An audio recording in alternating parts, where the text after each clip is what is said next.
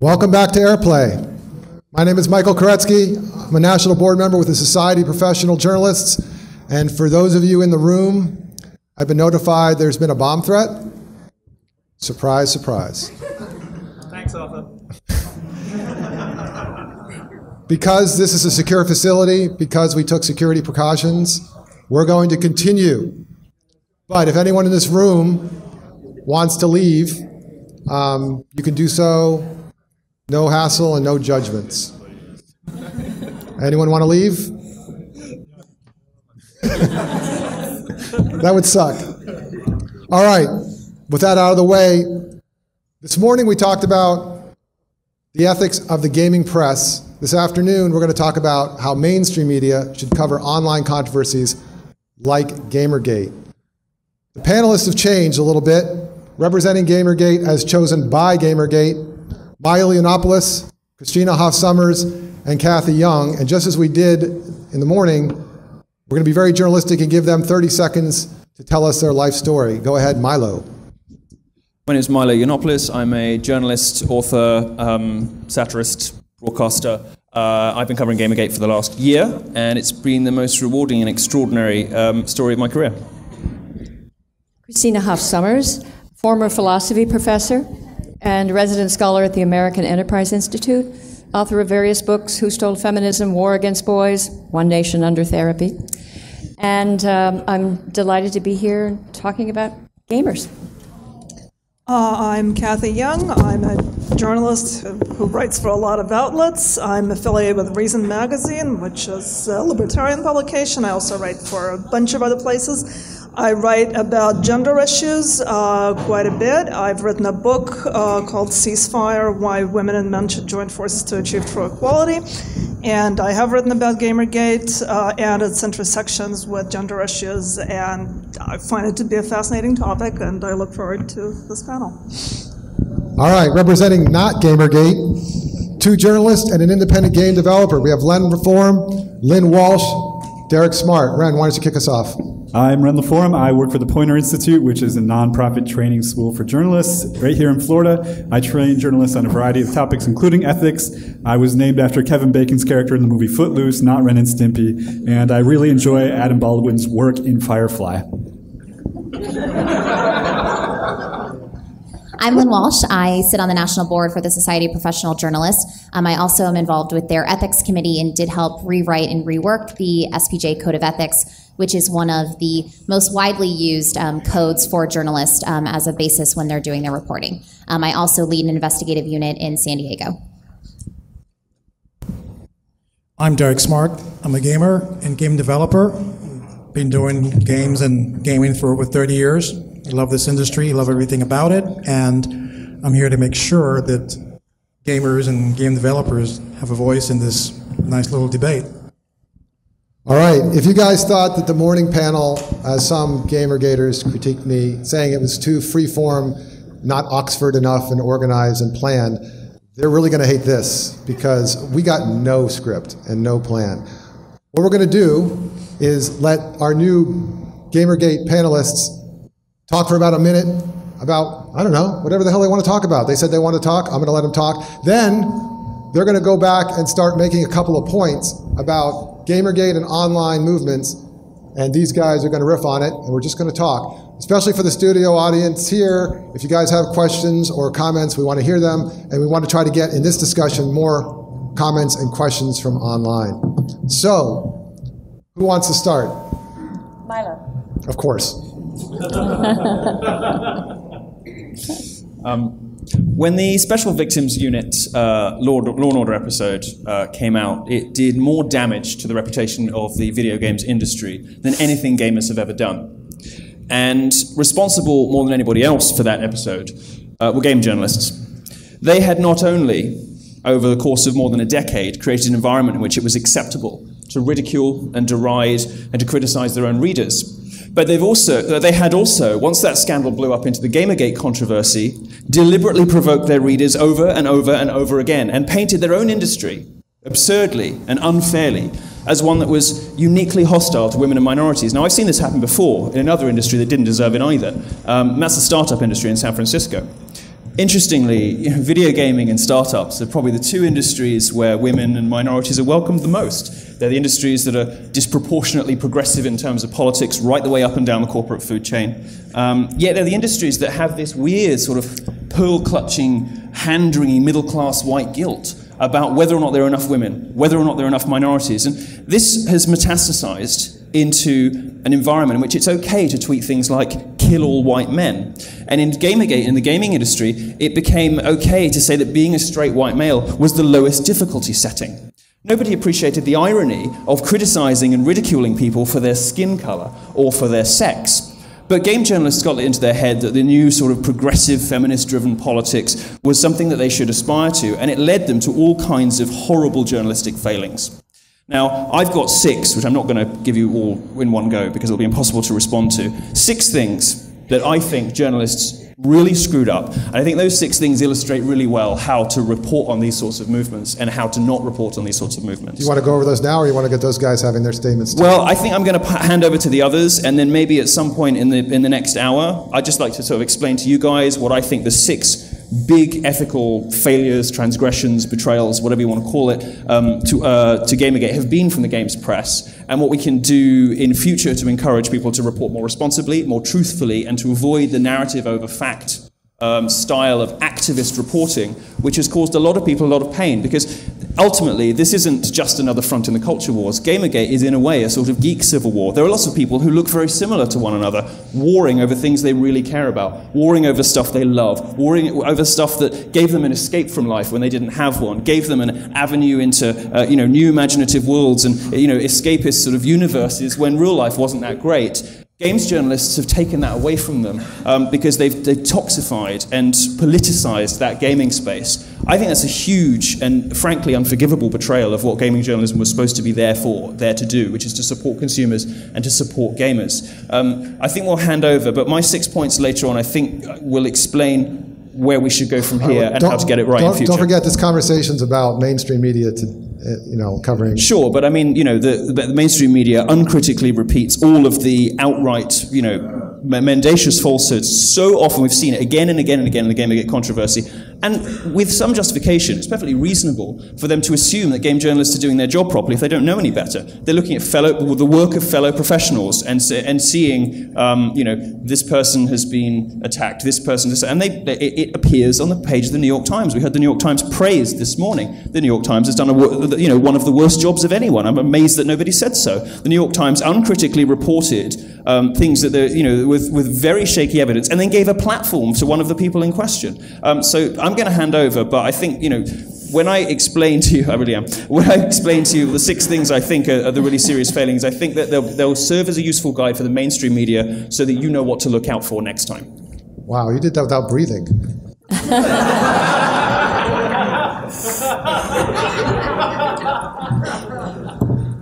Hello. A video game journalist from Vancouver recently took to Twitter to draw attention to a tweet that was sent by a gamer. The gamer tweeted, I'm quoting, this is not me now, "I fucking swear, they get rid of huge boobs, I'm gone." Now,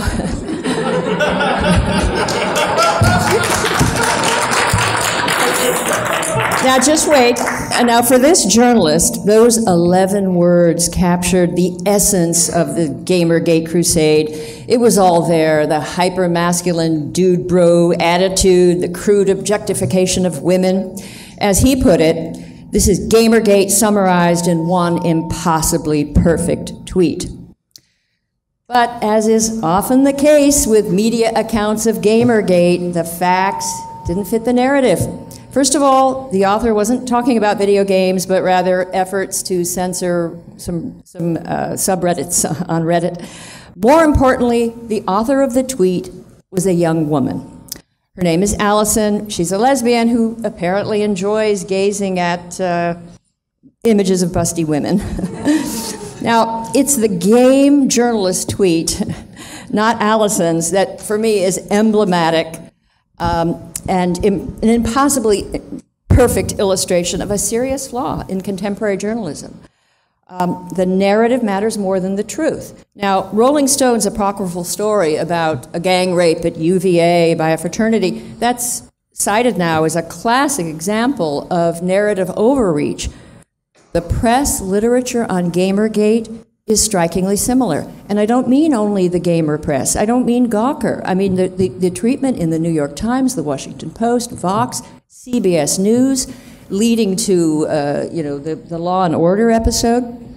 According to dozens of media stories, Gamergate, it's a cabal, a nightmarish cabal of right-wing males who will stop at nothing to keep women out of gaming, and comparisons with hate groups, lynch mobs, even Donald Trump.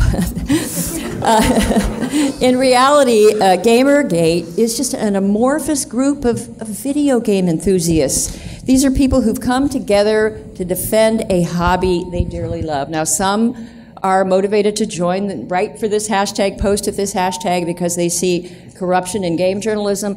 Others are concerned about the politicization, the imposition of political correctness on games. They identify for different reasons. Many are, I think what drew me into it as an expert on feminism, a critic, very much myself, an equity feminist, but a critical of hardline, radical grievance feminists.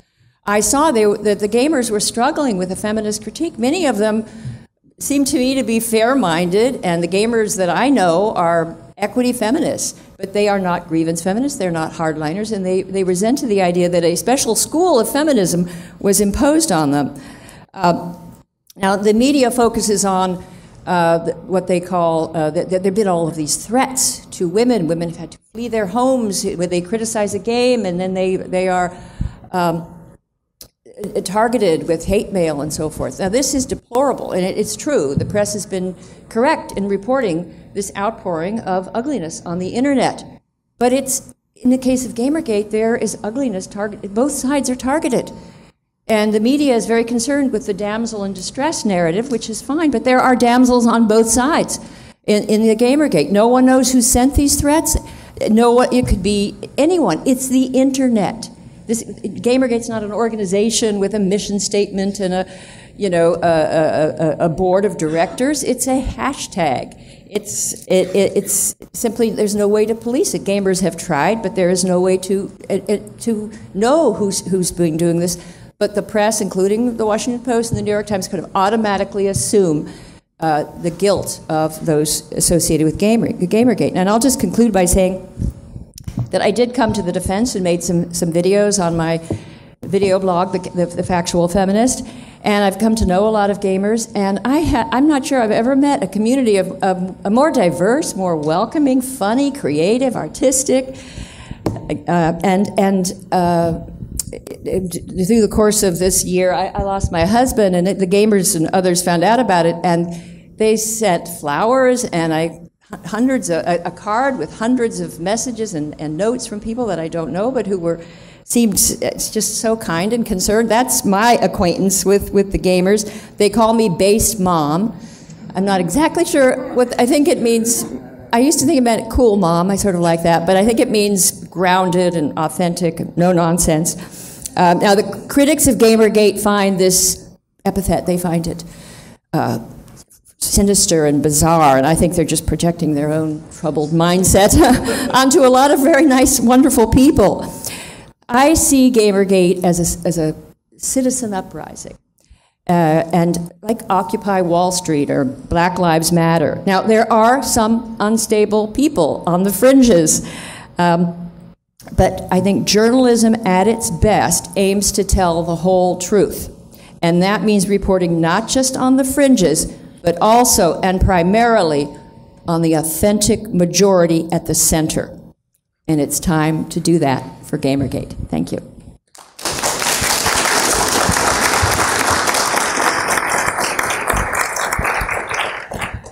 Well, I'm just going to follow up with more media bashing. In addition to covering gender issues, I'm very interested in writing about media coverage of gender issues, sort of media coverage of other issues that I find to be of interest. And I have to say, I really don't think I've seen any story that has been covered quite as badly as Gamergate in the sense of just completely one-sided presentation. Christina brought up the UVA gang rape story that, most apparently didn't happen. This is almost like, the UVA gang rape story without the correctives. Without the reevaluation of that story that came later. And one thing that I want to say is that I think what happened with Gamergate is that it kind of, the harassment narrative, the narrative of Gamergate as this misogynist harassment mob, kind of tied into another, I think, very skewed narrative that had already been going on by then, which is this, a lot of stories about online harassment of women as something that was kind of specifically targeting women. And it's something that I actually wrote about before Gamergate.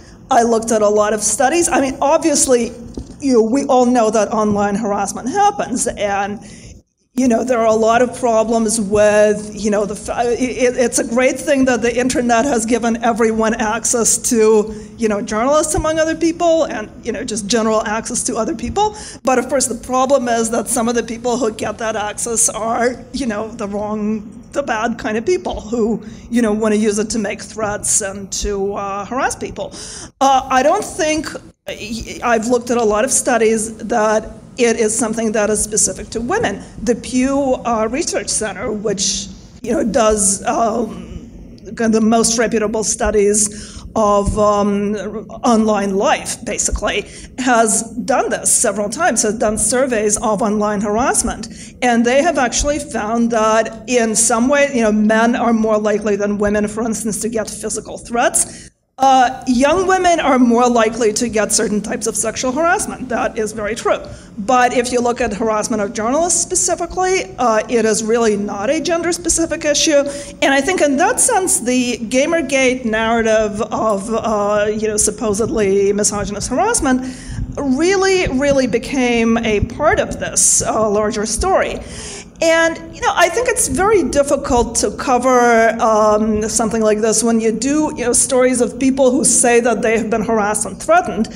You really don't want to question them and, say that, well, give us proof that you were really harassed and threatened, because then you're going to look really insensitive and horrible if it turns out that, yes, they were telling the truth all along, and you look like, you were kind of compounding their misery by seeming to disbelieve them.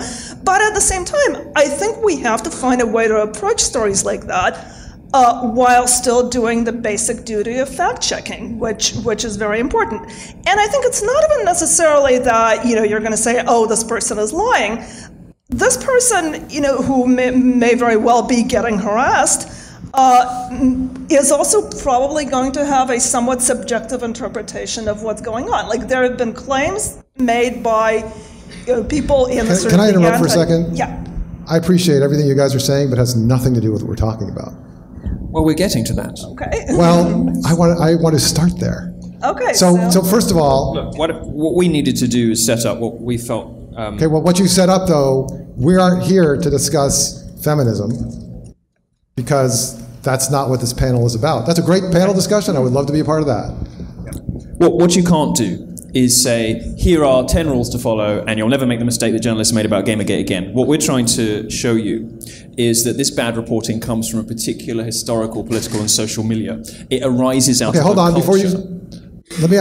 You know what? Fair enough. Ren and Lynn, what does this tell you? You mean what they just said? Yeah. What did you get out of it?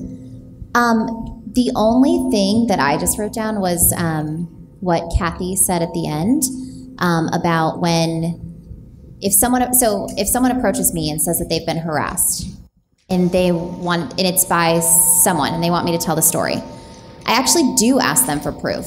I ask them why they know this, and you do it in a way that is, very respectful. You try not to be intrusive, but unfortunately, that's part of my job. I have to make sure that I'm verifying facts. I have to see what they have. I have to try to put their timeline. I might talk to other people, even if maybe I'm keeping their identity secret, I want to try to get a hold of people who might know them without jeopardizing that. But I am really still asking for proof and that kind of thing. So that was the only thing I just heard that I was like, wait a second. No, actually, as a good journalist does have to verify those things, even as uncomfortable as those conversations are to have. I think one of the things this is getting to right off the bat is, where does Gamergate end on ethics and get into quote-unquote social justice warriors? Because you guys spent your opening comments... Well, these things are not separable. Right. Well, according to some Gamergaters, it is. They're wrong.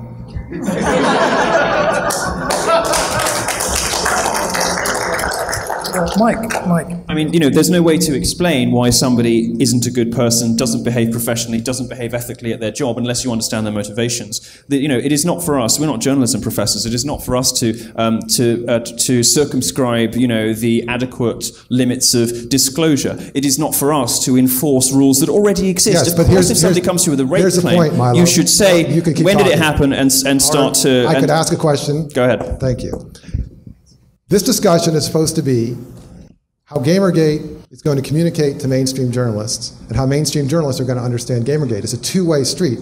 Hopefully what comes out of this, my aspirations are much more modest than yours.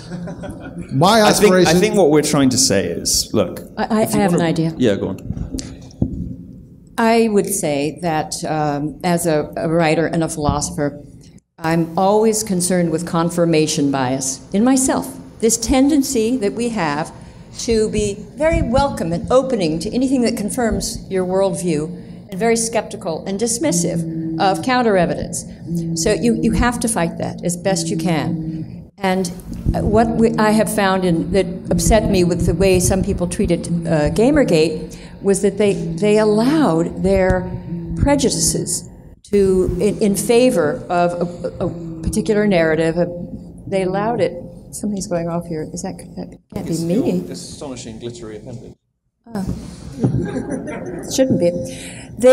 I think there wasn't enough skepticism about their own objectivity. Now, this is very hard, but I would just say that when you're writing a story, you have to correct for that. And I think most good journalists do, but I think when it comes to certain issues that are very pressing right now around gender, people just we're not talking about gender. No, but we're not talking about gender today. All right, but what you're asking us to do is give a laundry list of things journalists should be doing. No, I was going to ask you some questions, but I haven't got that far yet. Ask away. All right, these may be much more modest and small questions than you really want to hear, but here's one of the questions that I would love to hear you talk about and then these guys talk about. Covering Gamergate as a mainstream journalist means trying to do a lot what Len said, trying to source things, trying to get to the bottom of things. As journalists, we've covered things like Occupy Wall Street. Journalists are covering right now Black Lives Matter. These are two other movements that claim to be leaderless movements. So that's always a burden on journalists. Like, okay, that's what you are, but it makes it hard for me. I've been doing it for a year. It's not that hard. It's not that hard. I just did the work.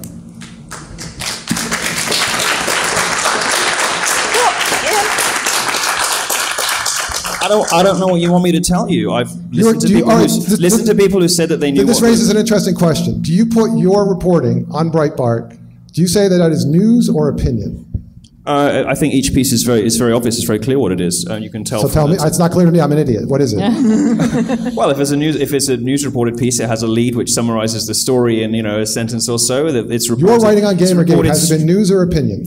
It's a mixture. Okay, well, that's interesting because in the morning panel, that was a problem that Gamergate had, was the mixing. I think it's a distraction. I don't think they really care about that. Okay, well, I'm glad. I find it interesting that this is a leaderless movement, but you know how they feel. No, I mean, I've interviewed, 200 of them for my book, so I have a reasonable idea of how most of the most active members feel, yeah.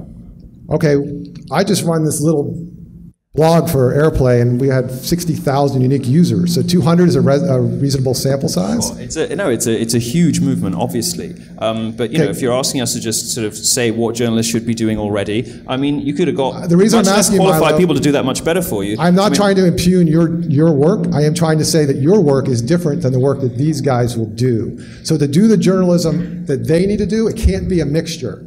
So they have different requirements. Well, I've written straight news stories. I've written plenty of straight news stories, and to get the information for those straight news stories, I simply did my homework. I spoke to people. I hung out in Kotaku in Action. I did AMAs. I did all this stuff, 9 months before anybody else did it. I just did the work. It's not rocket science. It's just reporting like on any other sort of internet movement. It's all the same stuff. No, but to be not fair, that hard. it does pose a special challenge when you have to interview people on an internet hashtag. But I will draw your attention to an excellent report by Brad Glasgow in Game Politics. And it's called Challenge Accepted, Interviewing an Internet Hashtag. And he charts a method for, finding a critical mass of posters. Go find out where they are, listen to them, ask them, take a poll. What do you think are the most important issues? Where do you think the press has fallen down? And you will begin to get, sort of a consensus. All right, let's take that point, something Yeah. I can actually latch onto for a change. Okay. So, Ren, if from an ethical standpoint and from teaching journalists as you do, how do you cover an online movement that it's mostly anonymous and it has no leaders? Christina is saying conduct a poll of those users. What does that get me? That gets you the people who are in the place where you're asking the poll and who want to talk the most.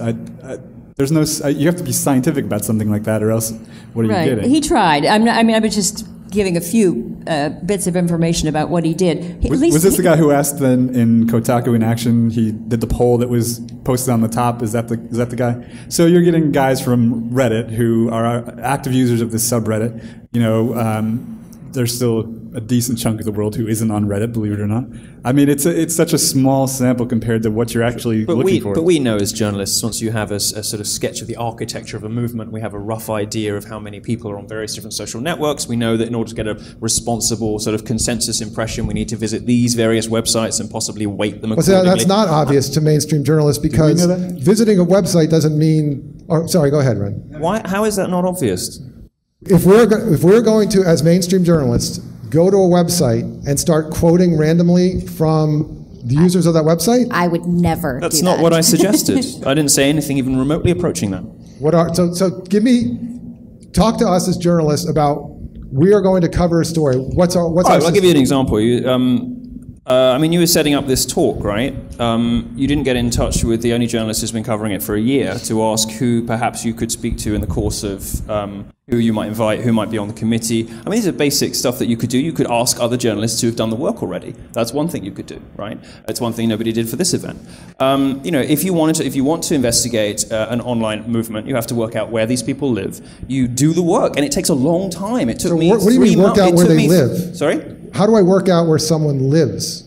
You ask them, and if they're not happy to talk to you about it, you keep asking other people. As you said, as a movement of tens of thousands of people, you're going to find people that are prepared to talk to you. But we're very driven by the structure of the way that a news story is mapped out. The way that news editors ask for a story to be mapped out. That doesn't always translate very well to online stories. Well, that's what we're trying to do here today. Right. So individual anecdotes aren't massively helpful. You are at some point going to have to speak at the level of popularizations. You are at some point going to have to speak at the level of generalizations, and you're going to have to stand by that and hope that is a fair reflection of the research that you've done. You are going to have to do some things like polls. Kathy's got her hand up. And she should talk. I think also in terms of finding whom to interview about a hashtag movement, I think you just look, among other things, at the people who are most active in the hashtag, who have a lot of followers, who seem to sort of lead and dominate the conversation in the hashtag. Hold on. Okay, so let's take that thought. So like a leader? Yeah.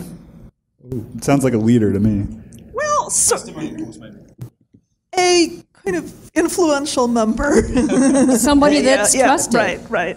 Can I Yes, can I please. chime in here? Here's the thing. I mean,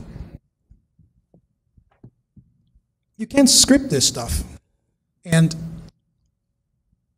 even though it's pretty obvious, what we talked about this earlier in the first panel. Okay, when somebody wants to do the right thing, if they're motivated to do the right thing, they don't need any coaching. That's the first thing. And what Nir was saying in his opening, eloquently enough, is that you have to do the work. If you want to write about something, you either do it the right way or you have. If that's the answer. If just doing it the right way is the right answer, let's just go home now. Well, because no- you guys aren't getting.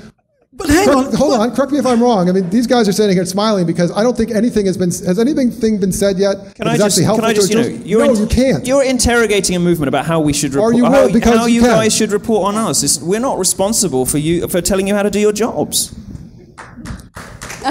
And that's a fair point. I think it, but I would say, how did you find us? You found us. Now, it would have been a good thing if the New York Times, the Washington Post, Vox, when they wrote, all you need to know about Gamergate, if they had sought out people that plausibly speak for it, or that the members of the hashtag would recognize as giving their perspective. Look. Now, you did it. I think this is great because I think this is a beginning. I think what's happening here today is what Kathy was saying, is that, the press hasn't done a good job, and now we could turn a corner here by journalists coming and seeing that Gamergate was a failure. Look, I appreciate you guys supporting your own viewpoints, but I'm just going to make a guess here that everything that's been said so far today from you guys is zero helpful for a mainstream journalist. But if I'm wrong, you guys tell me.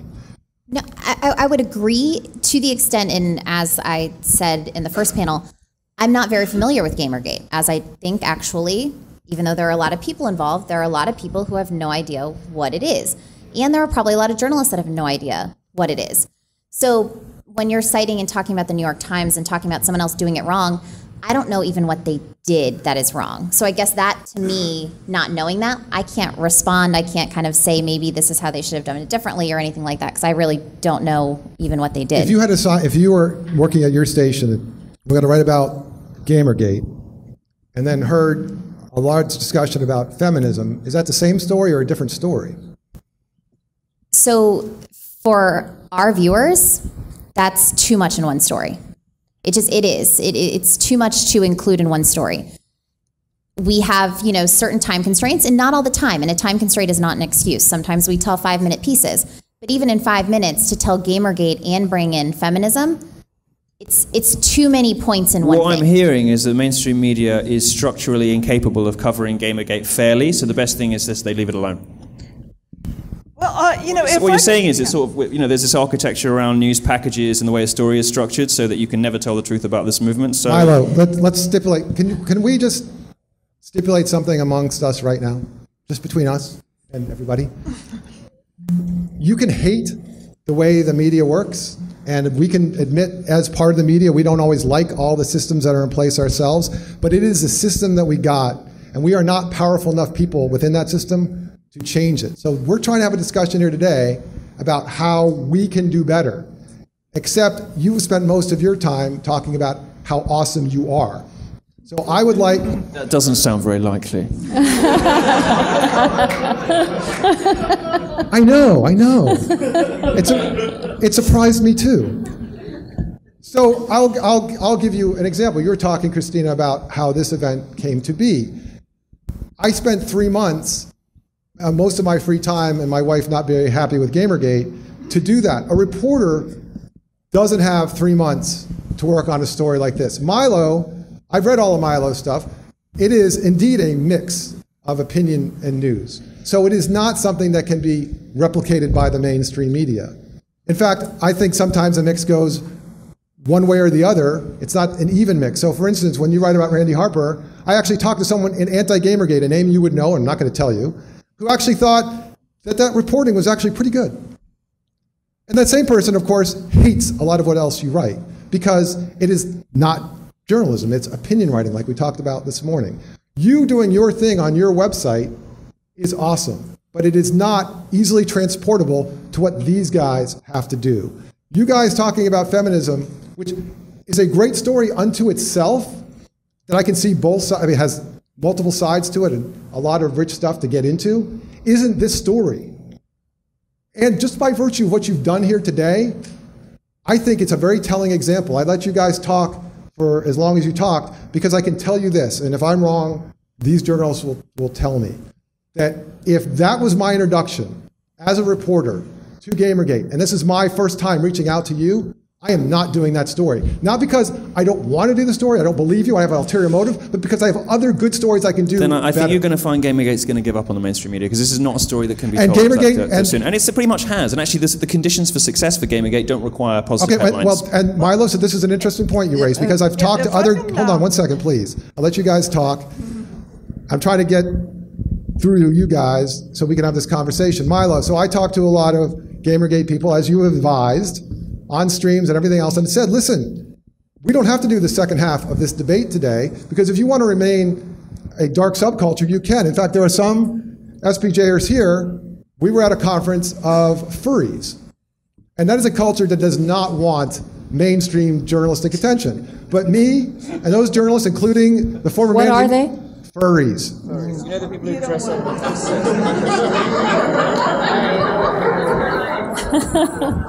I'm just looking at her face as she's getting that explanation. still frozen in place.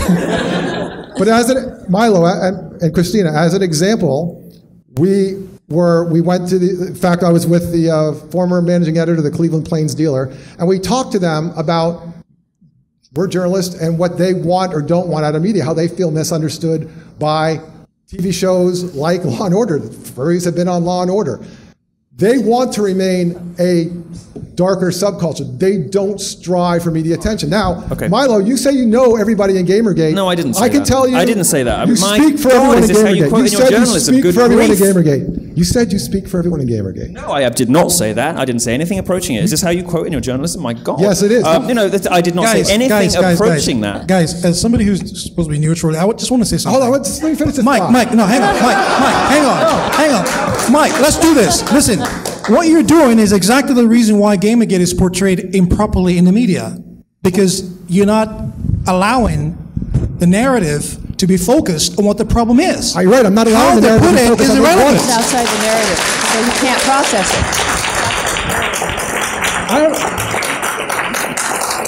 I'm going to try to finish this point so we can talk about the journalism of it. The furry culture wants to remain private. In talking to Gamergate in the past 3 months, there have been some who have said and tweeted at me and emailed me that they don't want mainstream media attention, and I respect that. There were many more that said that they did. And in those conversations, we talked about how we have to kind of meet in this middle. Gamergate is probably going to have to change the way it talks, not change its message. Selling out does not mean... Or you can interrupt me again, and I'll just go ahead. No, go ahead. Wait, actually, can I say something? Because this isn't just Gamergate. I mean, this goes with everything. Like, if you want the media's attention, there's a certain you approach them a certain way. By attacking them, it's probably not going to be the best way to do it. That's not the best way to get anyone's attention, in my opinion. It was probably super difficult because obviously... Milo, you know what? Can you not interrupt her when she's talking? Thanks. No, but I think... Because, that would be sexist. Well, when someone comes to me with a story, they tell me whatever they might want to tell me.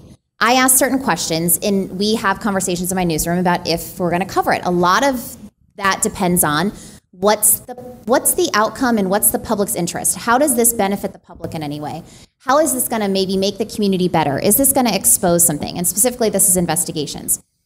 And if the answer is it's not going to help, or by us telling this, it's only going to help maybe one person, we're less likely to maybe do it. Those are the kind of the pros and cons that we weigh. We're here for more of the public good, kind of wide range things. So I guess my question to you would be, if you came to me and you want me to write about Gamergate, what am I writing about and why? Well, this is the problem, because the stated purpose of Gamergate is to protest bad ethics in journalism. So there's already that sort of opposition. So I understand what you're saying. It's difficult because Gamergate's default position is journalists are crap. Can you write about how journalists are crap? So obviously that makes the starting position very difficult. How does that relate to Gamergate? See, I guess that's where compared to the conversation that we had with the other panel, that wasn't at all the understanding that I took about Gamergate. But maybe it wasn't journalists are crap. And that's what you should write about. I know, but I guess that was not the takeaway. So I have a question. I can understand the reluctance of an editor to give the go-ahead for a story that's so amorphous, but it did not stop editors from writing with great authority about something they knew nothing about, There were many stories, hundreds of stories about Gamergate. They all followed the same storyline of women who were imperiled and bad gamers. And this was written over and over and over again. No one had the least inhibition. It just simply didn't occur to them to go to the other side. Maybe there wasn't another side.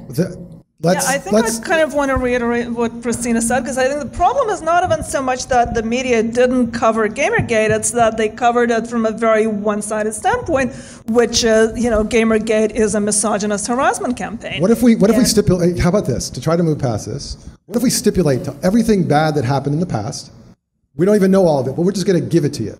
And can we talk about how to be better in the future? What if we just admit that let's we all admit it, sucked in the past? Let's mention there were some wonderful examples. There were reporters like Eric Kane and Auerbach at Slate. David Auerbach at Slate. Who did a wonderful job. Who tried to get the story and sought people out. They're models of how to cover. And once I saw that, I thought, okay, this is going to catch on. It didn't catch on. Okay, these are good examples. So this is something we can sink our teeth into. So I talked to David Auerbach at Slate. And Eric Kane, obviously, I've emailed him. And their beats allow them to do something a little different than other mainstream journalists. I think this is an important distinction, and you guys can back me up, that David Auerbach's beat at Slate, he's a tech writer. So he doesn't always write about Gamergate, but he can write about Gamergate. Right. Interestingly, at Slate, there is also a culture editor. And the culture editor can sometimes write about Gamergate. Interestingly, they can have totally different opinions when you read their piece. Yeah. Because they have beats. They have something that they cover all the time. Eric Kane, same thing. What we're trying to get at here is mainstream journalists who don't have those beats. Because those beats mean that you are reaching a certain audience that's interested in tech or interested in what that culture writer is saying, because that culture writer might do it the same way Milo does with a mixture. We're talking with Ren and Lynn about assigning general reporters to go cover this movement and to do that better and to do the reporting better. So what we're asking you guys is to talk to these guys about how to do that. So let's just leave behind all the stuff that happened before, because we weren't there for it, so we don't know who was right or wrong. And let's talk about how to do it better. So let me ask you a direct question. Getting back to writing a story about Gamergate. If I'm going to write a story about the year anniversary of Gamergate, which is coming up, you know, guys, Milo, you know this, journalists love anniversary stories, right? It's an easy way to get into a topic. It's the 1-year anniversary of whatever it is. If I was going to write a 1-year anniversary story on Gamergate, who should I talk to? If I'm Lynn Walsh and I'm assigning a story, who should she tell the reporter to go see first? Well, it's a story about press ethics, so you should go and talk to the journalists who are accused of ethical failings. You should look at the public, go to speak to the editors-in-chief of Kotaku and Polygon, ask them why they changed their disclosure. Okay, hold on a second, Milo. She's looking at you like she's confused. Yeah, I guess that completely loses me. And again, this is someone who is not involved in the movement. And are there multiple people? Is this one person? I guess that's is there one person? Are there multiple people that I should be talking to? Are these multiple publications? Are these reporters? Are these gamers? Are they editors? Are they news organization presidents? I mean, who are these people? I guess, Milo, what you're saying is you're asking her to start a story on Gamergate by not talking to Gamergate. You're saying to go talk to game editors. That's what you said. Yeah, no, I would say, How did you do it? How did I do it? I talked to a lot of Gamergate people on Twitter, and I kind of tried to get a sense of who the people were. Tell us how you did that. Tell us, you go on Twitter and you see just all these posts. Did you break it down on a spreadsheet? And if everyone had been doing it for 9 months, it was okay, but if for 2 days you didn't, if it was an egg account, tell us some secrets. Right, well, I don't think there are any, you watch the hashtag for a few days, you try to see who the most articulate posters are, you try to see, who is getting retweeted, you try to see, who's sort of more visible in, So you found one of those people, and what'd you do next? Message them on Twitter and ask them if they would like to be interviewed. I spoke to several women, by the way, who were involved in this movement. Okay, so when you DM'd them, And did you conduct the interview? Did they ever get their real name, or did you keep them anonymous? The people that I spoke to, I did get their real names, yeah. And some of them were not willing to have their real names mentioned. I think most of them were.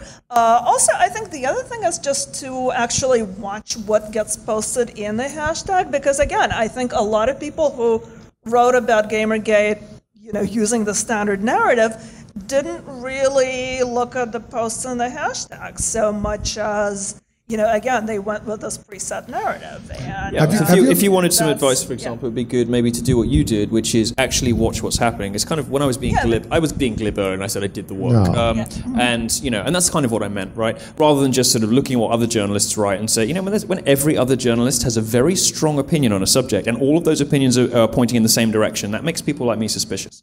And that's the kind of brain that I think journalists are supposed to have. And it makes me go, what's going on here? So, somebody came to me and said, this might be a story you're interested in, and I did what Kathy did. So let's drill down on that. So one of the things that mainstream journalists have an issue with is obviously we have to get people on the record. So you're saying that if the journalists reach out to people on Twitter, you can probably get a fair number of them to be committed. Oh yeah, absolutely. And it's not just Twitter, actually. There are also people on YouTube who've done videos that are pro Gamergate that you can reach. They're very media friendly. They're used to talking. They're very articulate. All right, so here's because I want to get to these guys. Right. The question is, if I reach someone on Twitter and I think they're articulate and I talk to them and I quote them,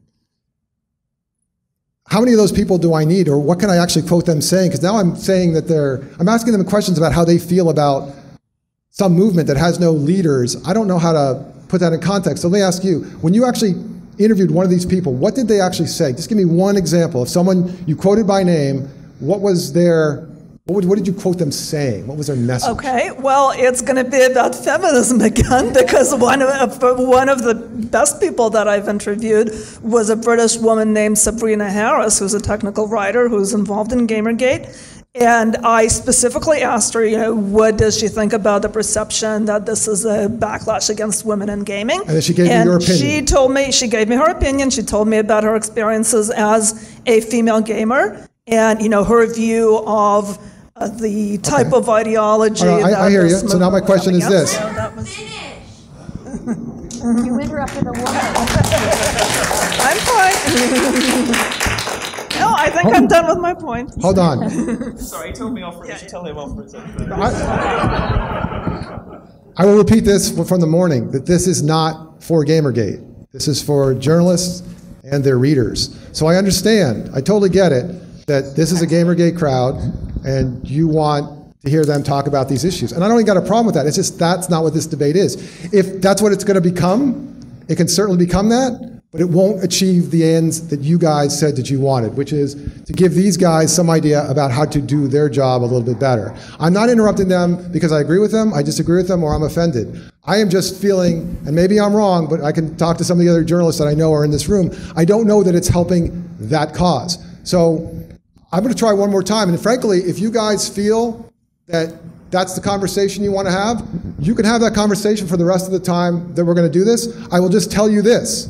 It won't have the ends that you think it will. I think the morning debate, I think we actually had some things we could try to do. Again, those may be modest goals. You guys have loftier ambitions. But I felt like we made some progress in the morning. Ask yourselves, you don't have to say anything now or you can yell at me. Do you feel like we made that much progress here today? This is not about reconfirming your own beliefs. This is about trying to talk to these guys. So I'm not interrupting her because I'm trying to shout her down. I'm interrupting her because I want to try to get the information as quickly as possible. She did something cool, and I'm trying to get that over here. So let me ask one question about this woman you interviewed, which sounds really good. And it sounds really basic to these guys or anyone listening on stream. Of course we would talk. But that's not common. We are always taught that like anonymity on social media, people guard that with their lives. But let me ask you one question. So this woman, she talked to you, it was a good quote. Did you talk to a woman on Twitter that felt that it was a misogynistic movement? I mean, did you get the opposite of this woman in that story?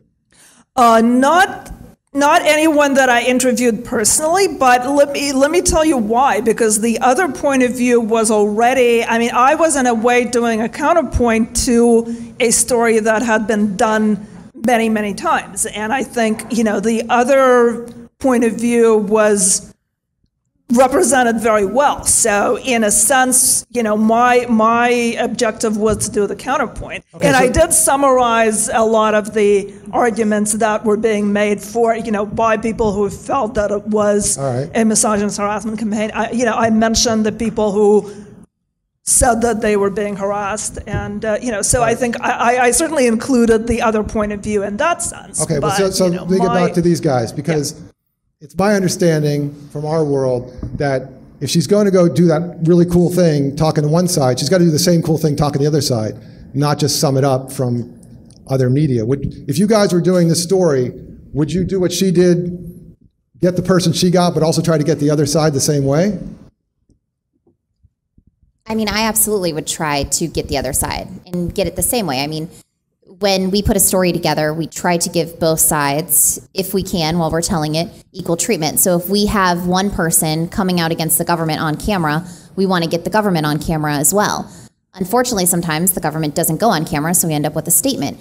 But then we put the statement inside the package, not just as the tag. I mean, we do think about those kind of things. And I think as a good journalist, if you're trying to do it right and give the story justice for the public, that's the way you would do it. So right. So, well, I'm certainly not saying that the way that I did it is the way that it should be done by, everyone. I mean, I was doing it from I guess you would say, more something of an opinion standpoint, in that, my point was to say, I think the story has been misrepresented. Here's the other side of it.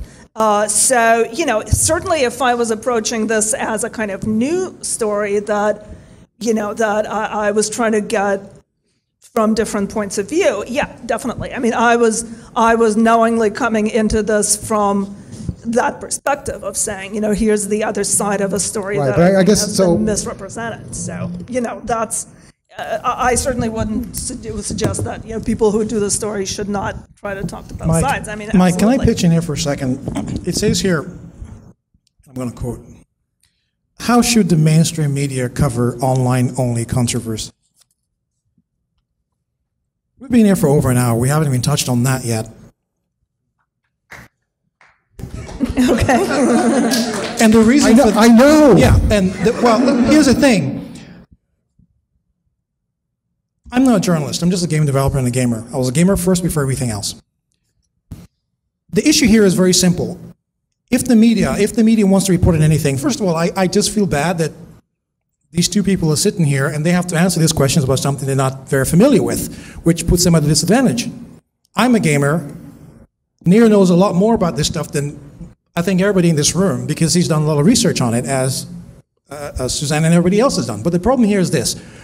Trying to say writing a story is one thing. If there's an oil spill, okay, you can write about an oil spill. You can find who to ask, you can take pictures, you can do all these things. But trying to report on something like Gamergate, it's difficult. Well, that's why we're here, Derek. But here's the thing. Well, hang on. I understand that, but you keep asking this question and putting them on the spot, knowing fully well that it's a loaded question, and there's no way to answer it without falling afoul of whatever it is you think they should be saying. And here's why. Which is the reason why. Which is hang on. Which is the reason why, when this whole thing became Gamergate, and it stopped being about somebody's personal affairs, and the media found themselves in the firing line, it became the target, the first thing they did was they hit back. Now we have all these stories about harassment and feminism, blah, blah, blah, which had nothing to do with ethics. Let me try it this way. For mainstream reporters to interview Gamergate, tell me if this is a dumb idea, okay? And I'm sure you will.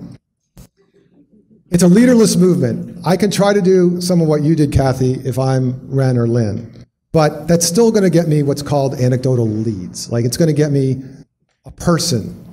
Okay. There are, in a leaderless movement, they don't want leaders, even spokesmen. They do have something called e-celebs, which I've learned. So what if Ren and Lynn were to do a story on the year anniversary of Gamergate, and the first calls they would make would be to Oliver Campbell, Sargon of Akkad, and these other YouTube streamers?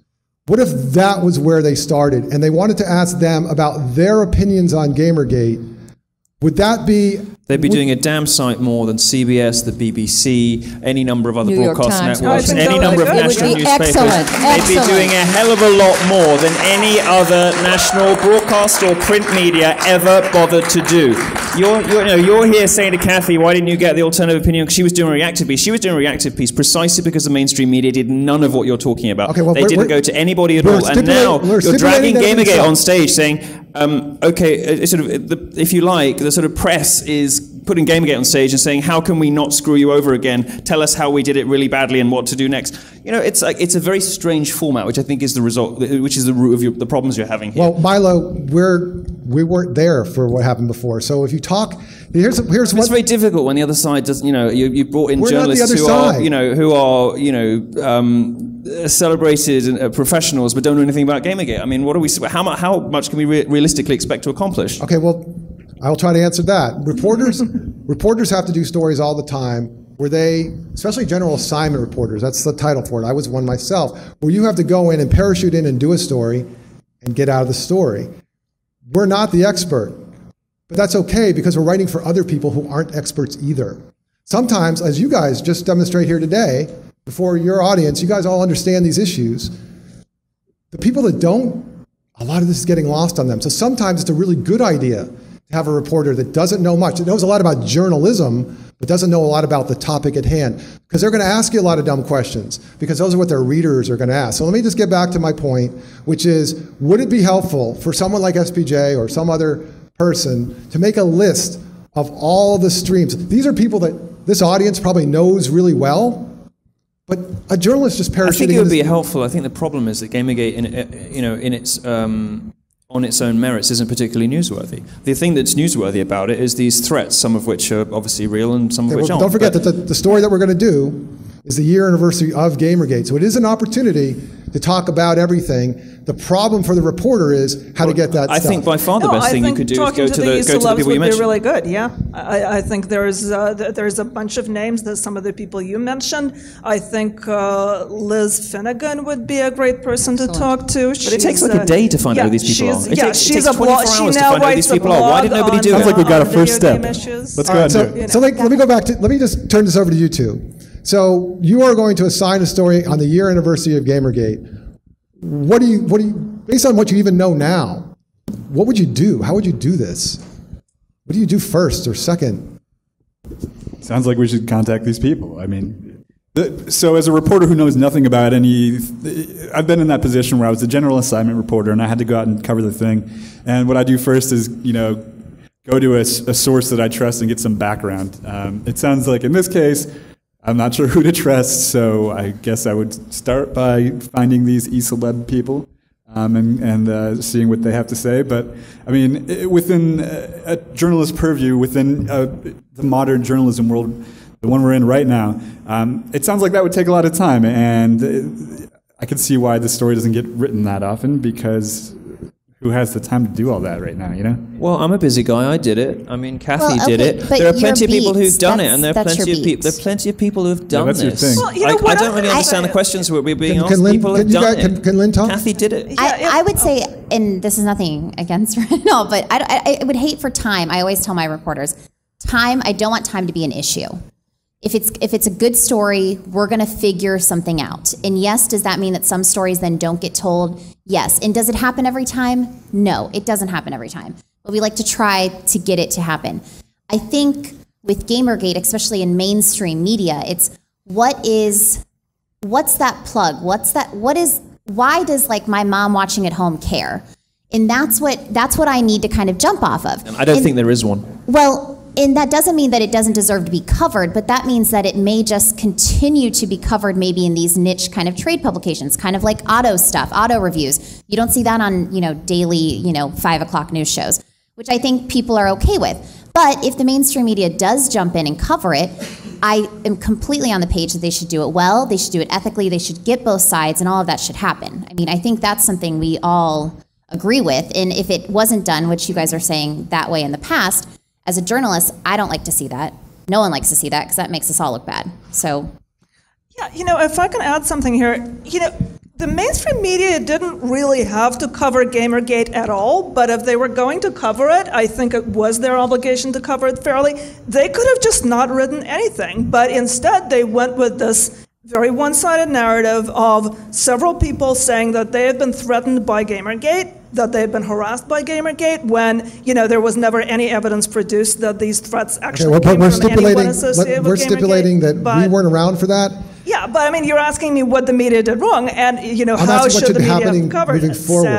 So if they were going to cover it at all, I think they definitely should have gone to some people who were known to be associated with Gamergate, in one way or another, and try to get their point of view. So let me ask you, since you guys seem in agreement, varying degrees of skepticism, that this can be covered, but if we compile a list of the people that do streams and their followers, so that gives the journalists some sense for credibility, because numbers, we need facts. What else can we do? What else can we do to reach out? Can I ask a question? Like, how should if you were to come to Gamergate Gar, if you were going to ask on the hashtag, maybe woman X has said that she is receiving death threats and harassment, right? How would you want an internet movement to express to you what they want to say, which is, she's a professional provocateur, she's lying, and this isn't what the story is about, without totally turning off journalists? Because every time I say that to people privately, I see them recoil in horror and be like, well, you can't say that, there's no way to prove it. Well, no, there's no way to prove that it was true or it wasn't true. And if the only thing you're interested in is this harassment thing, which is not really what Gamergate is about, what should Gamergate do in response to those sorts of questions?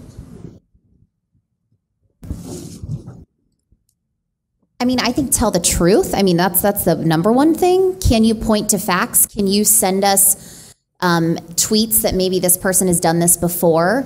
What kind of proof do you have that maybe this person who's saying that she was harassed, if you believe that it's not true and you know that it's not true, what kind of proof do you have that you can bring to us? And we would be doing, as a good journalist, we'd be looking on both sides. So if you bring us that, we also would be fact-checking that side, so but the issue also is nobody looking did, at her. and the issue is on these internet cases, it's not provable one way or the other. Nobody can say with any certainty or with even any particular confidence whether something happened or did not happen. So the media just takes a default position. Or who did it? Yeah, and I think believe the woman, and whoever happened, she says did it.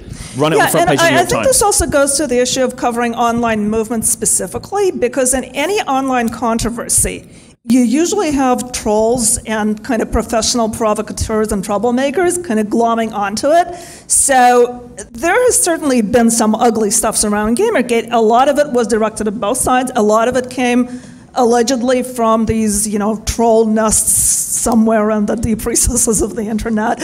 And, and I think to pin those on this movement, on this hashtag, I do think was very unfair. And I think that kind of goes to the issue of how do you cover online movements. I mean, you really have to look at the possibility that some of the behavior that is being alleged doesn't really come from members of the movement, but from people who are trolling both sides. And I think that specifically goes to how do you show who the trolls are?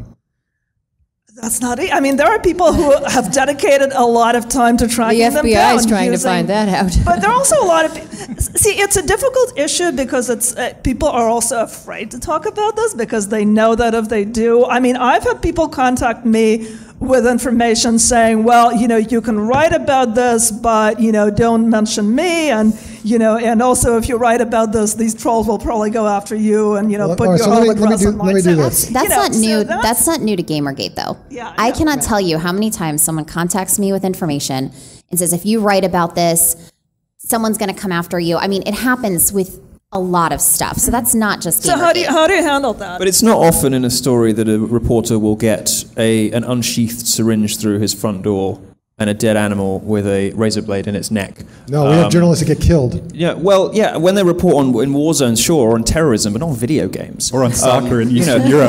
Not in the It happened to a journalist in Eastern Europe who reported on a soccer match the wrong way. I didn't catch that, sorry. It also happens to journalists in Eastern Europe who report on soccer matches the wrong way. It happened last week. By the way, we're talking about the entertainment industry. Vituperative comments and menacing and threats, it's not the worst among gamers. I think it might be among threads with opera fans. Really? No idea. Those old Wagner fans, these old queens, they go for each other. They are so mean, honestly. Well, let me ask the journalists. So, and you guys tell me what you think of this. So, in compiling Airplay, there's a guy that actually was like a troll patrol for the event, and I found this quite fascinating. He found some documentation. I can't say any more than that, where some trolls were talking to each other and basically saying, we're going to pose as Gamergate and mess up Airplay. And one of the responses was, I think I got enough credentials in Gamergate to make that work. Like, they obviously spent time creating a profile so that they would be a credible source to the world, I guess journalists, anybody. And I guess in this culture, which I'm not familiar with, they said, I'm going to dox Koretsky with all this information. And I guess what's supposed to happen is that the trolls are all supposed to go, yeah, and they're all supposed to get excited and go for it. But in this instance, I guess the response was tepid, and the doxing was itself tepid too. So I guess the question to you is, one, how would journalists go about enlisting someone like this troll patrol kind of thing, where they're not going to be able to be quoted, but they can give you some information, but I don't know what you can do with it. And number two, when you get that information, how would you actually write about that? I mean, I just personally am not a fan of anonymous sources. That is like last resort. It's just not something that I believe in as a team, and we sort of try to completely stray away from it. I like to put a face to a name to a face. I like to show people's faces. I mean, obviously, victims and stuff, we have, kind of different considerations, but that would all be sort of background information that would be in the back of my head that would just lead to more research. I would probably say that none of that would go in any sort of news piece that I would put together. Right, that's just like an interesting part to something bigger. That doesn't feel like a story to me on its face. So here's the other interesting part of that. If they're willing to go to that length to create an account, then you could do what Kathy did, and you could be wrong. You could get burned. Right. So Kathy, there's no way to avoid that, right? I mean, if somebody is going to be that dedicated to... Yeah, and honestly, going into the story, I actually did have some concern that I would, contact the wrong person and end up being the target of trolls. It hasn't happened, but, it was certainly a risk. And, I think you kind of watch people and their behavior for a little bit before you contact them and kind of try to get a sense of whether they're How long reliable. did this take you? How many hours do you think you invested to get this piece? Oh gosh, it's really difficult for me to estimate that because I'm also usually working on 2 or 3 different stories at the same time. But I think I spent about a week watching the hashtag very closely, and I looked at a number of these video streams on YouTube and blog posts, and I think that was enough for me to kind of get a sense of which people I considered to be fairly reliable sources. So, that's really the best answer I can give. It's a good rule of thumb. I mean, look, Gamergate is unique in the history of hashtag social movements in that it is not allowed to define itself. Journalists define Gamergate for it. They say it is a misogynistic hate movement against women, unique among all movements. We're not saying that. No, I'm saying journalists have done that traditionally. Well, we're not talking about what journalists have done before. Well, we've stipulated that we're not going to, we give you that one. Okay, well... For purposes of this discussion. Fine. Let's avoid some of the mistakes that have been made in the past. Now, if I can't mention what those mistakes were in the past, it's difficult for me to give you advice for the future, isn't it? I wouldn't think so, but okay. All right, let me offer a piece. Let me offer a suggestion, and then maybe you guys can add your own. So journalists like to interview people. So I talked to. What? You're going to argue with me on that, or okay? Just check it. I didn't move. Still my hands up. We'll see how long that lasts.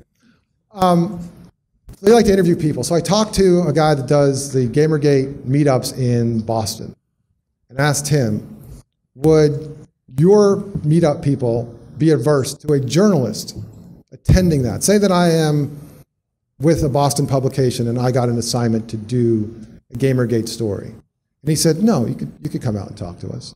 So that would be one way, right? There are meetups all around the country. Oh, yeah. I mean, I did the same thing in Paris. I mean, look, Gamergate has got fatigue about this now. They're not as worried now because they know that journalists are going to screw them over no matter what.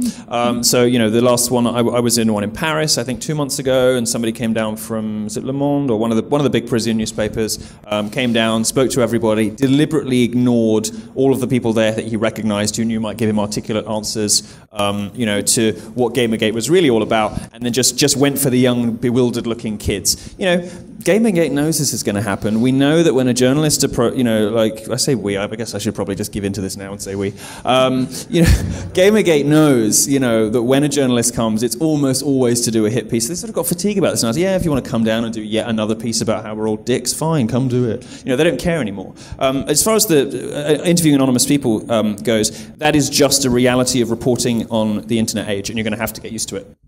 Do you agree? You'll be wrong more often, but you just got to get used to it. No, I mean, I still am uncomfortable interviewing anonymous people. This game diviner guy who stood up in the front row and, you know, shared his face and talked earlier, awesome. Gamergate needs more people like that to come out and actually speak with us and to show their faces and to show they're not afraid of this. You know, we need people to stand up, or else we're not comfortable interviewing them. But we have a vested interest in this because we want named people for our stories. This poor dude's going to get his family docs.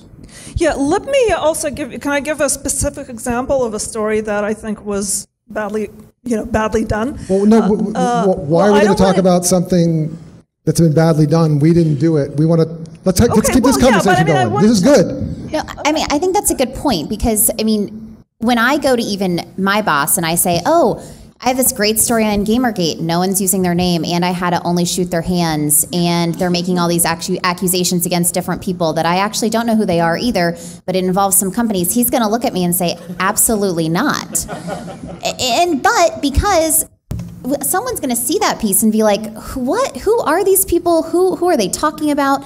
It's confusing for the viewer too. I understand that, but that's what the internet is. You know, if the structures of the publication or your sort of editors or ethical standards or requirements for reporting can't cope with anonymous forums and internet movements, you can't report on them.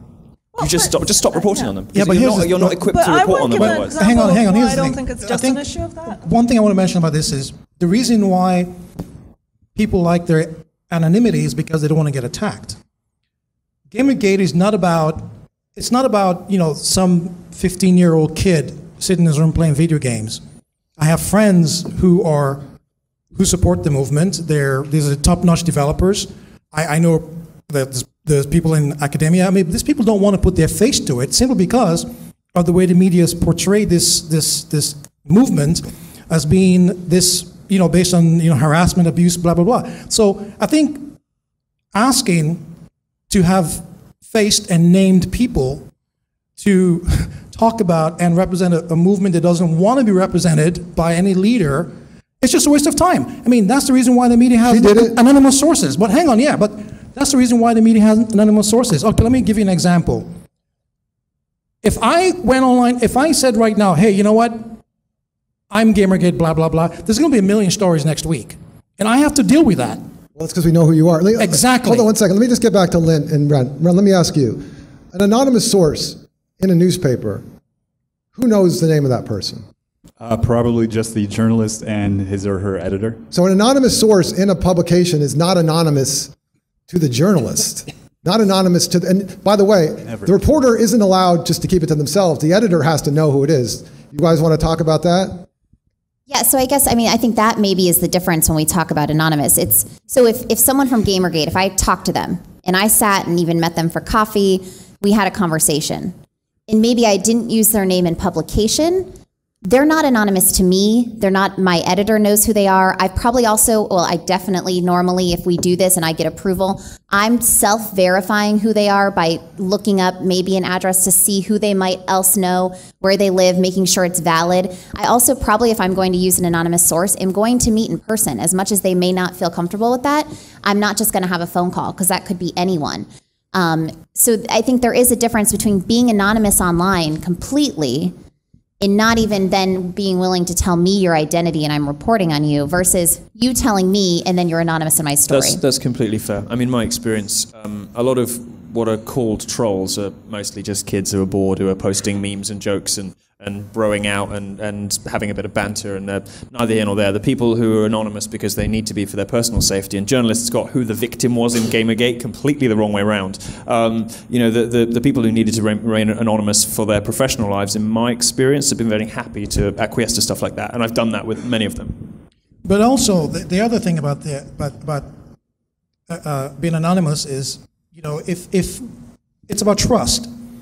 If you go to a reporter at the New York Times and you have a really hot story and you want to be anonymous, but he wants to meet with you, this is the New York Times. It's about trust. Gamers don't trust the gaming media, period. Yeah, we're not talking about the gaming media, though. We're going to talk about mainstream media. They don't trust you either. Yeah, well, I know. Well, I was going to say that actually... With every reason, with every justification not to trust the mainstream media, because they have been burned over and over again. And as a journalist, that honestly does break my heart and is so upsetting because I do love what I do. And I know that, look, every journalist is not a good journalist. I wish that they were. But I know. But, I mean, honestly, I do hope, and I know maybe you won't, but I really do hope that you get a chance to work with a good journalist who really does care, and that you maybe give some people a chance and maybe help them along the way if you have to. I think that does hurt to hear. I mean, part of the there are is, some good ones out there. I've worked with great journalists in my career. I started at a national newspaper. I was a regular kind of news desk reporter, for a little while. I've worked with good people, and many of the best journalists tend not to want to cover stories like this. For a variety of obvious reasons. But I think from Gamergate's point of view, they're not looking out at other media and saying, well, there's some bad guys and some good guys. They're looking at the media and saying, where are the good guys? Yeah, well, I think I actually do want to mention that story that I wanted to tell before, because I think it does show what the media should not do, and I think it also shows that it's not just a problem of the difficulty of finding the right people. Okay, I got an tell you what, email. how about this? You tell that story, let's get some questions up from the booth, and we'll ask those after the stories. But please, I'm not interrupting you because I'm sensitive about past errors. It just doesn't help us to hear about something that happened in the past. But I just want to use it as a cautionary tale. Okay, so I get an email a few months ago from a person from Boston Magazine who says he is writing a piece about Gamergate, and he knows that I've written about it, and would I answer some questions?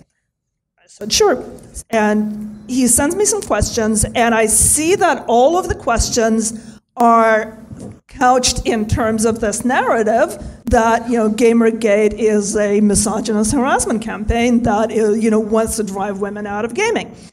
And, I answered the questions as best I could, because it's difficult when the questions are couched in a certain narrative to kind of redirect from that. I have a question. Was this given to you via email?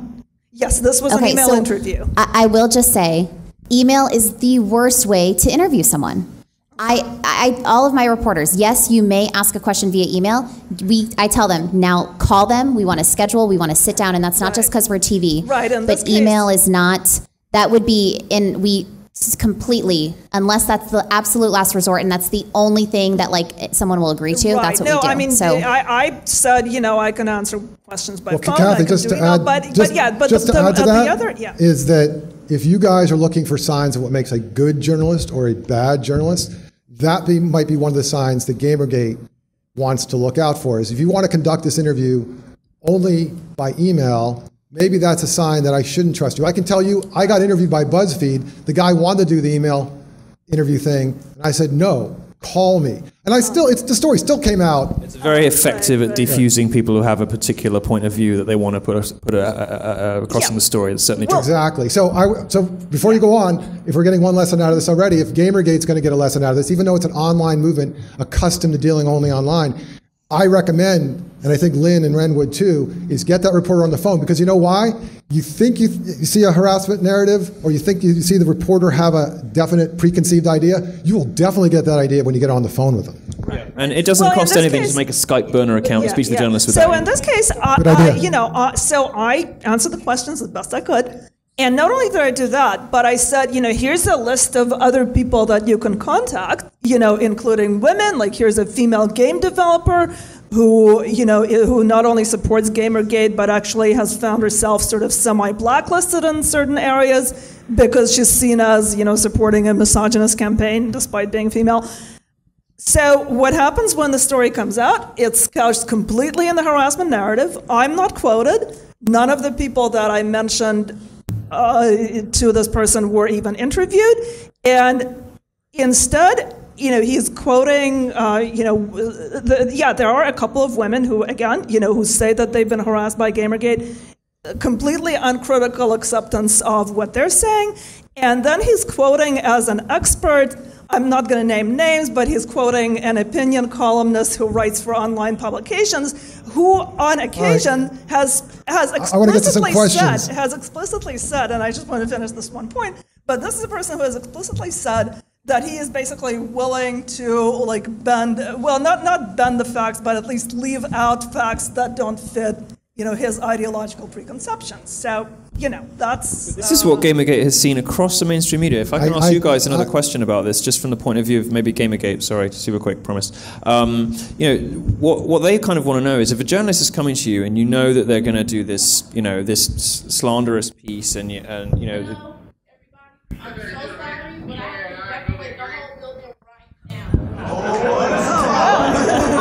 Bye. Well, that's a lot of fun.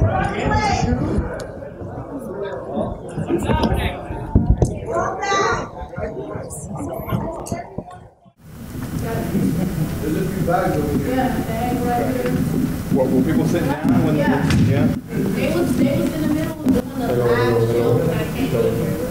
So check everything, please. Don't run.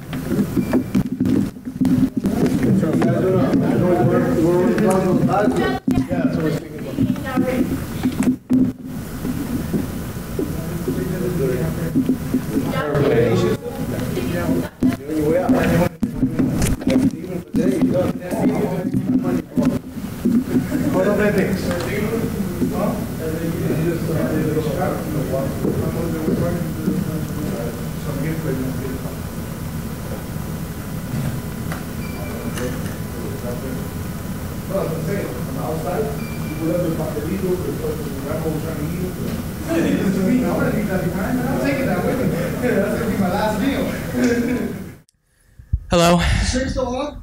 Yeah, it's still live. Turn it off. I gotta explain what happened first. Fine, explain it. Is this on? Yes. So you're telling me the stream was on the whole time we were out in Miami Heat? Oh, you think I was gonna turn it off? You think anyone's watching it now? You've got 2,765 just watching on Sargon's stream, and on the official stream you have 518. That's more than when we were actually here. None of the mics were live. There was no video. It was a static image, and they were watching.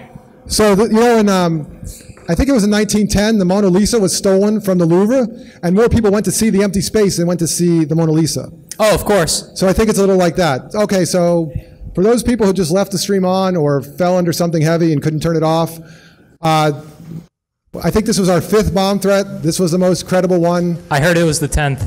All right, well, I don't know where these numbers are coming from. The officer I spoke to, I'm still not clear on this. The bomb threat either came into the Miami Herald, which is a top 10 Pulitzer Prize winning paper down here, or the police station, or both at the same time. It had a time certain on it, like the bomb is going off at 2:45. So I actually asked why we can't just go back in after 2:45, and this is why I like being a journalist, because I learn new things. I never thought about this. What if someone called in the bomb threat from California and forgot to adjust for time zones?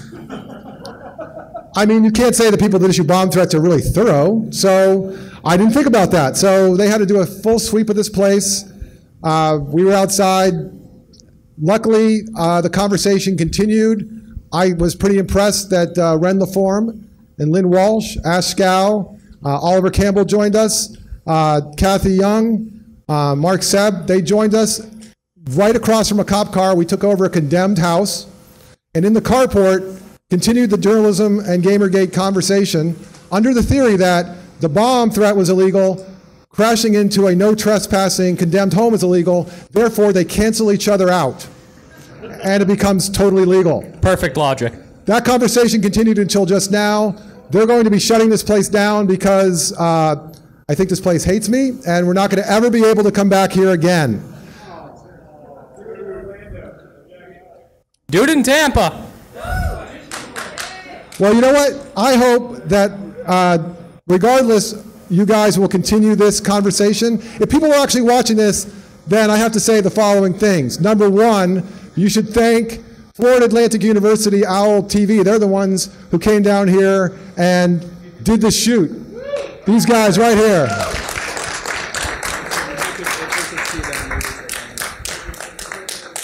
And a true Gamergate moment, the guy up there in the booth, his name is John Smith. It's not his real name. I don't even really know his real name. I don't know if I want to know his real name. You don't? All right. But when he reached out to me when I started this and said that he wanted to help, he sounded like a good guy.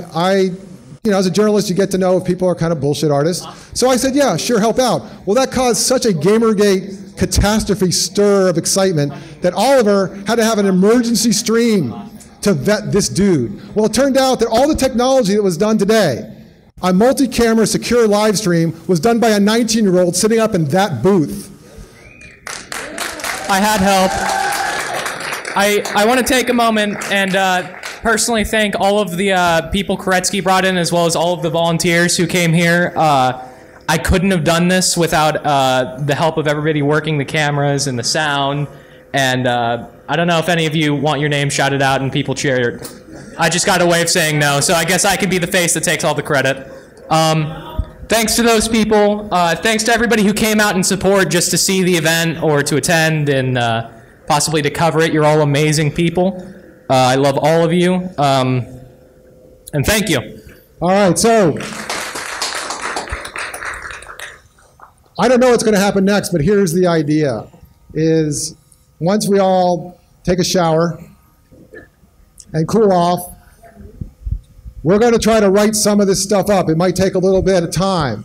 But the idea is, some of the ideas that we floated out today, can we do those things? Can we try to set up an awards program for gaining journalists and the criteria be ethical, balanced reporting? Can we compile a list of the people that do the YouTube streams so that any journalist can go to that list, know who to start talking to, not to end the conversation, but to start the conversation? Can we do things like anybody that wants to do a Gamergate meetup, willing to have journalists come so that they can interview people in person? All the ideas that we talked about today, and any others that get floated out there, which I will check for in between all of the swastikas and calling me a fag, I will look for all of those, and we'll try to compile some stuff. I hope this isn't the last time that this happens. It doesn't have to be done in Miami. It doesn't have to be done by SPJ. It does not have to be done by me. I hope that Gamergate will continue this conversation. I have no idea what my role in that's going to be. I kind of want to disappear just to prove all the assholes wrong that said somehow this was going to make me $1 million and I was going to open a Patreon account. Koretsky, you have like 1 minute, 60 seconds. Good. So, if you want to know more about this, I'm going to keep the Airplay site up, spjairplay.com, for another month or two, maybe longer. We're going to see what happens. I will post something in about a week, and we'll see what happens. So I want to thank all of you guys that endured the bomb threat and everyone that listened. I've always wanted to say this. I never could.